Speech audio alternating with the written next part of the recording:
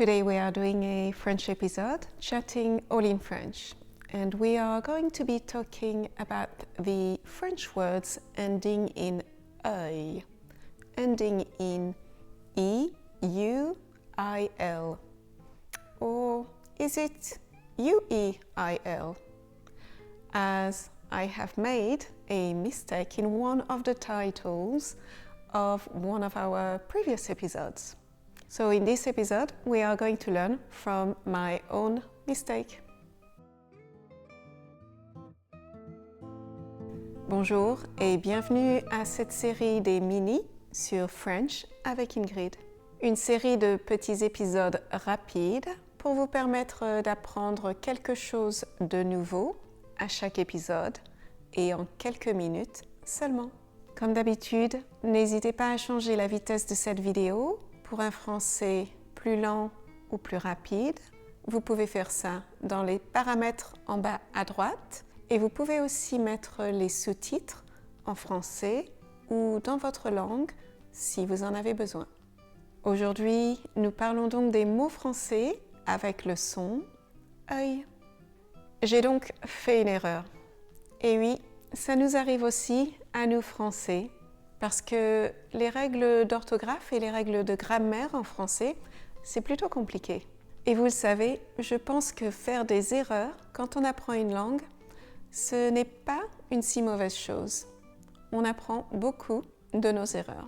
J'ai donc fait cette petite erreur sur un de mes titres. C'était peut-être une erreur de frappe ou une erreur de concentration, je ne sais pas.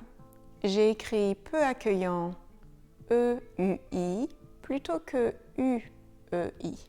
Alors encore une fois, j'ai décidé de revérifier les règles, de me rafraîchir la mémoire pour ne plus faire cette erreur et de partager ça ici avec vous. C'est un sujet parfait pour un mini parce qu'on en a vite fait le tour. Les règles sont plutôt simples. Le son œil s'écrit E-U-I-L. Un fauteuil, une feuille ou même un portefeuille, un mot que l'on a utilisé dans cet épisode. Donc, le son œil s'écrit E-U-I-L pratiquement tout le temps. Il y a quand même quelques petites exceptions. Le son œil, derrière un C ou un G, s'écrit U-E-I-L. Comme dans accueil ou dans orgueilleux, un autre mot que l'on a utilisé dans cet épisode. Alors pourquoi écrit-on le son œil de deux façons différentes? Ce n'est pas juste une petite fantaisie de la langue française, il y a en fait une raison derrière cette règle. Vous avez peut-être regardé l'épisode sur le cédille. Dans cet épisode, on parle du fait que la cédille change le son du C, de que à ce. Mais que le C, suivi des lettres E, I et Y, se prononcera toujours ce, sans cédille. Eh bien, c'est tout simplement la raison pour laquelle le son C est toujours suivi de U-E-I-L plutôt que de E-U-I-L pour le son œil. Le C suivi d'un U se prononcera toujours que, comme dans le mot accueil. Mais le C suivi d'un E se prononce ce, comme dans le mot certain. C'est certain. Et dans le cas de accueil, on veut que le C se prononce que, ce qui n'est possible que si on remplace le E de l'orthographe normale du son œil par le U.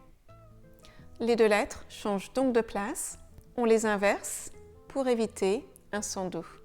Le U en premier et le E ensuite. U, E, I, L. Et c'est exactement la même chose pour la lettre G. Le G, suivi des lettres E, I et Y, se prononce je, comme dans orange. Donc le même son que la lettre J, un son doux. Je, orange. Et le G, suivi de toute autre lettre, se prononcera donc ge, comme dans garder. Donc, encore une fois ici, pour obtenir le son dur, comme dans le mot orgueilleux, il a fallu inverser les lettres. Le U en premier et le E ensuite. Orgueilleux, U, E, I, L. Cette règle ne concerne que quelques mots. Orgueil et les mots de la même famille, donc orgueilleux, orgueilleusement, s'enorgueillir, un mot pas très facile à placer dans la conversation. Et les mots accueil, cueillir, recueil, cercueil et écueil, un mot que l'on n'utilise pas beaucoup.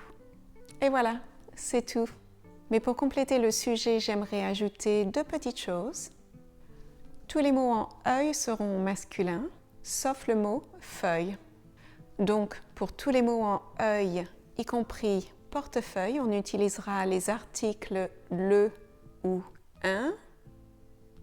Le portefeuille, un portefeuille.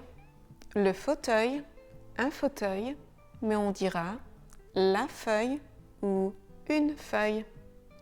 Et gardez bien en mémoire que E-U-I-L et U-E-I-L se prononcent exactement de la même façon. Œil. Et pour certains d'entre vous, la succession de ces lettres est peut-être un peu difficile à prononcer.